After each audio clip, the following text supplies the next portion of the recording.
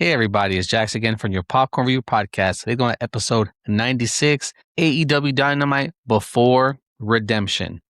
About to say Forbidden Door, but there's a new pay-per-view, Redemption. A lot of stuff's going on for Redemption. They're building and building and building for that pay-per-view. I think they've already announced like 8 or 9 matches, including the pre-show. So I will do my review or my expectation or prediction for that pay-per-view. But we're going to get into this episode of Dynamite. Kenny Omega was about to start off the show, and then he gets interrupted by his challenger, Will Ospreay. And they were kind of taking some slight jabs at each other. At least that's how I took it. Hey, old man, if you need some help, just tag me in. He was like, don't worry, young buck. If you need some help, tag me in. That neck issue you got going on. So they were kind of taking slight jabs, kind of happy-go-lucky kind of jabs at each other, but they were definitely starting to take jabs. And then out of nowhere, Moxley shows up, kind of made it a little awkward. He was like, hey, there's no tension in this room at all. Well, but like I said, Moxley did make it a little awkward, at least in my opinion. After that, you did have a championship match with Darby Allin versus Kevin Knight for the TNT Championship. Now, I said it last week, I did not see Darby taking this match solely because it doesn't make sense, because I don't see Kevin Knight beating Kenny Omega this weekend. So I don't think they were going to have Kevin Knight take 2 L's back to back anyway. It was a good match. Darby got busted open. Kevin Knight hitting him with the with the championship belt at one point. Darby did a bunch of coffin drops like he usually does. One point he got on top of the pole at the ring post, jumped over onto the announcer or the ring or the timekeeper's table. So definitely showed their hops, definitely showed their leaps in this match. Kevin Knight can always do some acrobatic ass shit. But Kevin Knight says he doesn't need the help from the family, but he actually uses the TNT Championship to win, kind of knocks Darby out in the back of the shoulders or neck area, hits him with the UFO splash, 1, 2, 3. And I'm assuming that's going to be the end of their feud. I'm not 100% sure, but I will say after that, Darby kind of rolls out of the ring. You don't see Darby after that. And while Kevin Knight is kind of like celebrating his win, he said that he was the most defense in a reign of TNT Championship, even better than Kyle Fletcher. Kyle Fletcher music hits, interrupts him, and he kind of takes offense at like, yo, what the fuck? Like, what are you doing? And then right after that, Okada's music hits, same thing, interrupts Kevin Knight. The entire family comes in at one point, they're all talking, and you can tell that Okada and Kyle aren't on the same page before their match started.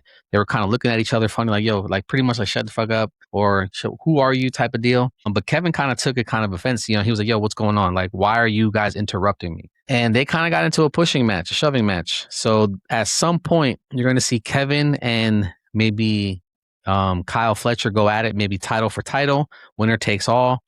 But we'll see.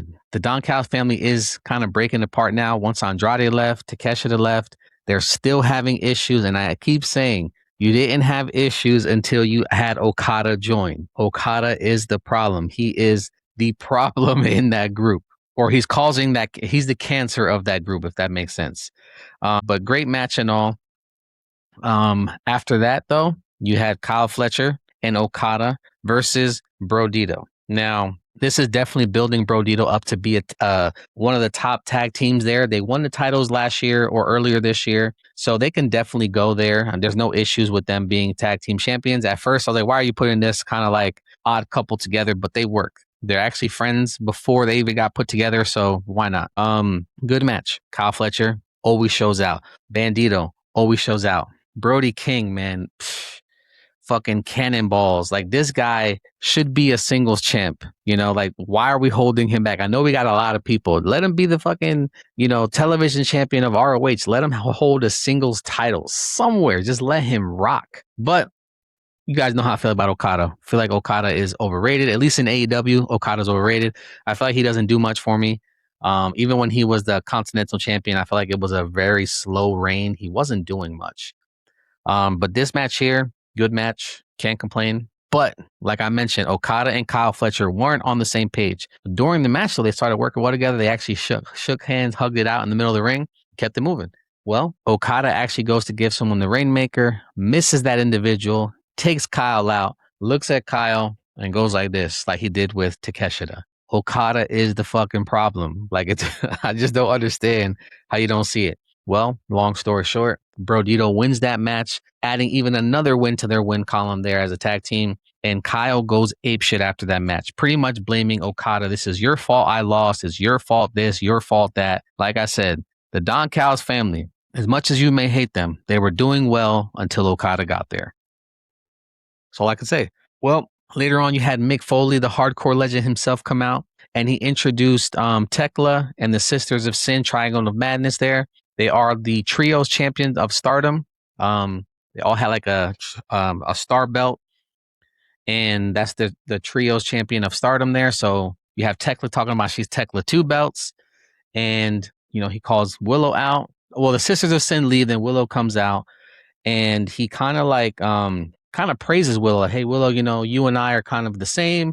People didn't think I belonged in the title picture. I became world champion. Maybe this is your turn to do it. Like giving her flowers. And at first, before Willow came out, Tekla was kind of having her hands on Mick, kind of like caressing his neck, touching him and stuff, as if she was flirting with him. Once he started praising Willow, she kind of stopped that shit, started talking shit to him, started talking down to him. So it's pretty funny. Well, they said no physicality or whatever. That didn't happen, of course. Mick Foley tried to get in the middle. Mick Foley is upper in age, so he technically didn't do much. Tekla kind of sucker punches Willow a couple times and also hits her in the face with the microphone. They end up going to the ring.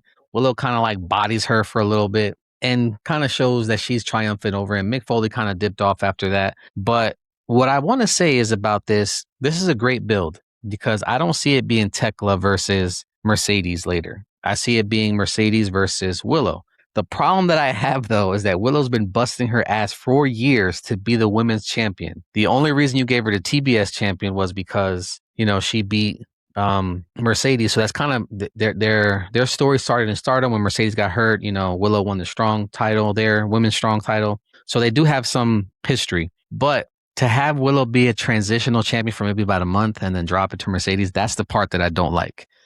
Or is Willow going to beat Tekla at Redemption and then beat Mercedes to finally say that she's on top? Now, I keep saying this is Mercedes' year. I'm not even going to lie. This is Mercedes' year. But it will suck if Willow loses the title within a month because you figure Redemption's in July this weekend. And then you have, I think, All In August, at the end of August, the 28th, if I'm not mistaken, or 31st, something like that. So you're going to have two heels against each other.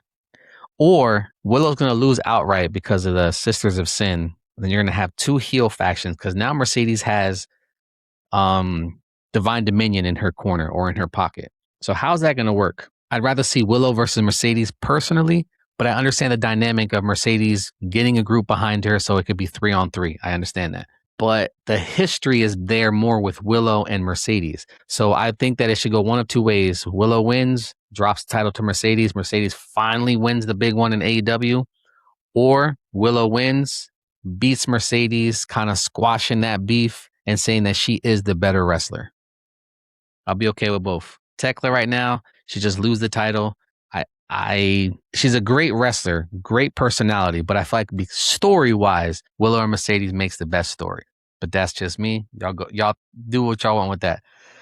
You had Jay White versus Connors. This is just furthering that feud between that group, the Dogs and the Bang Bang Gang. Jay White pretty much beats down Connors. Guess Connors puts up a fight. At one point, Connors goes for a spear, and Jay White kind of blocks it, almost like with a pedigree type of deal, and then puts him like in this weird chokehold or submission and beats him. Decent match, but then you had him being attacked by Finley, grabbing the shillelagh off the apron, beats him down, and we are going to have, if I'm not mistaken, it's going to be at Redemption or at Collision, one of the two, but maybe at Redemption too. It's going to be Jay White, I think Juice Robinson versus Connors and Finley. Gabe Kidd could definitely join that group at some point and then just add another third, maybe Ace Austin to jump in that group. But it's going to be a nice little feud between those two groups. We'll see how it plays out personally. I know Gabe Kidd is now one of the champions in New Japan, so we'll see how that goes. But it's going to be a nice feud between these two groups, guys. Y'all let me know what y'all think. Let me see. Pac and Claudio actually attack CNC. Apparently, they challenged the Death Riders and they accepted it. So they kind of beat them down saying, how dare you challenge us for your titles type of shit. You're going to remember who we are, legends. It kind of just beat the shit out of them and throws the titles at them and walk out. So we'll see how that goes, honestly. I don't know. You had the Divine Dominion versus the Sisters of Sin for the women tag team titles with a no DQ match. A lot of people are saying the Divine Dominion ain't doing shit with their titles. They're having a basic run with the championship. And I agree. They haven't really beat anybody. I think Ty J might have been the biggest threat to them. Thunder Rosa at one point had someone with her too. Um, still didn't do anything. But other than that, they've had a bunch of squash matches. This one was a good hardcore no DQ match. Okay. Started off with the Divine Dominion coming out, or actually the Sisters of Sin came out first, wearing shorts and like a halter top or some type of crazy top.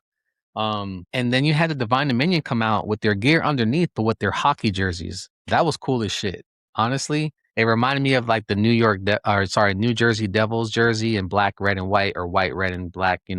That's the vibe I got from it. Don't know if any of them are from Jersey.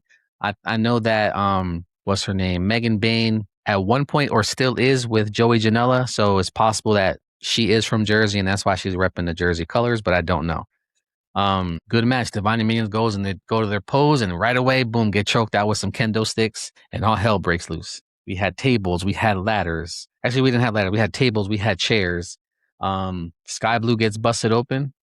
And I feel like every time there's a hardcore match now or something that's involved with a no DQ, Sky Blue gets cut open. And actually, at this point, it was actually done by Julia Hart. Julia Hart went to swing on one of the girls, missed, hit Sky Blue. Sky Blue got busted open. The crazy part is, even though this match was picked by the Sisters of Sin, they lose. Honestly, I thought because they picked the stipulation that they were going to win. And then maybe, because there is a rumor that Megan Bain may go to WWE. Hopefully she doesn't, but there is a rumor there.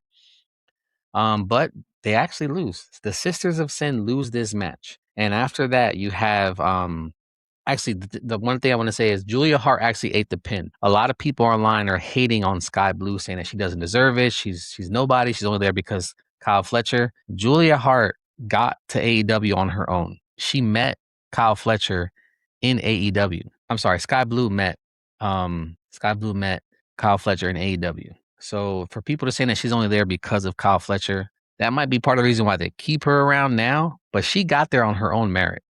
Like she can wrestle. Sky Blue is going to be a future world champion at AEW if they keep her. I see her being the TBS champion at one point and then moving to world champion. There could also be a time that they're going to be tag team champions. Wouldn't it be crazy whether Kyle Fletcher stays with the Don Cal family or not, and she stays with the Sisters of Sin the Sisters of Sin or not? They both end up being world champion for AEW. Husband and wife ruling the kingdom or ruling this promotion. That, or actually they're not married, but boyfriend and girlfriend, whatever the case is, they both together ruling AEW on both fronts. That'd be nice to see. Don't know if that's in the cards, but I do see both of them, Kyle Fletcher and Sky Blue, being world champs for AEW. Y'all let me know what y'all think. Kenny Omega, Will Ospreay, and Jon Moxley versus the Don Callis family. It was Hechicero, Jake Doyle, and Brian the Machine Cage. It's crazy that Brian makes Jake Doyle look small. I know that sounds crazy, right? Brian Cage is so fucking big. He makes Jake Doyle look small. And Jake Doyle is probably like 280, 6 feet plus. Brian Cage is probably pushing 300, probably more than 300. And is about 6 something plus. So it's crazy that he makes another guy look small, but it is what it is. Honestly, guys, this match, the main thing I want to point out about this match, we knew the good guys were going to win. I'm surprised the Don Callis family took 2 L's tonight. They lost to Brodito, Kyle Fletcher and Okada, and then they lost the main event as well. The main thing that we have to look about this match, the takeaways is Kenny Omega did not want to tag in Moxley at one point. He went to tag in and Will Ospreay pulled his hands up. He's like, no, you gotta tag him. You gotta tag him in. Like he's trying to get Kenny to trust Moxley. And then at some point you had the reverse. Will Ospreay was going for a hot tag, and Mox and Kenny had their hands out. He looked at Mox, but he tagged Kenny in. So is Kenny gonna play devil advocate, or is he gonna try to get in Will Ospreay's ear? I read online and saw a couple videos that people are saying that Will Ospreay is gonna turn heel. I hope not. He is definitely acting heelish, hanging with the Death Riders. His gear style changed, his kind of mannerism changed, some of his wrestling has changed. So I get what they're saying. I just hope that he doesn't turn to the dark side just yet. Maybe later on, maybe if things don't go his way, I understand, but just one-on-one. Kenny versus Will Ospreay, or how Will put it last week, Goku versus Vegeta in real life. I would love to see that. Mano a mano, just nobody getting into it, nobody interfere, just one-on-one. Now, there is a flip side to that. Moxley, we already know, and the Death Riders are already rocking with on the dark side. But wouldn't it be crazy if Kenny Omega and the Bucks turn for Kenny to get another title or can retain his title run? I know that's way off because right now Kenny is the face, but so is Will. He's kind of like teeter-tottering on the good side, bad side, dark side, light side, whatever you want to look at it. So what do you guys think? After this match though, you had the Don Callis family kind of attack, beat down everybody. Moxley just like kind of dips off.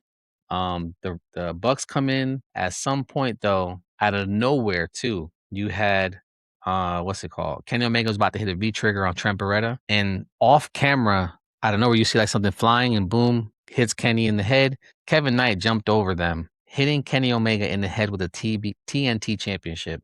Busted Kenny open, stands over Kenny with both titles, World and TNT champion. Kind of looks at him. You see Kenny Omega bleeding. Then it fades to black, episode over. Now, again, I do not see Kevin Knight beating Kenny Omega. Don't see that happening at all. But I see it being one hell of a match. Now, I hope and pray that they don't get involved. They just let them play it out. John Cal's family stays in the back.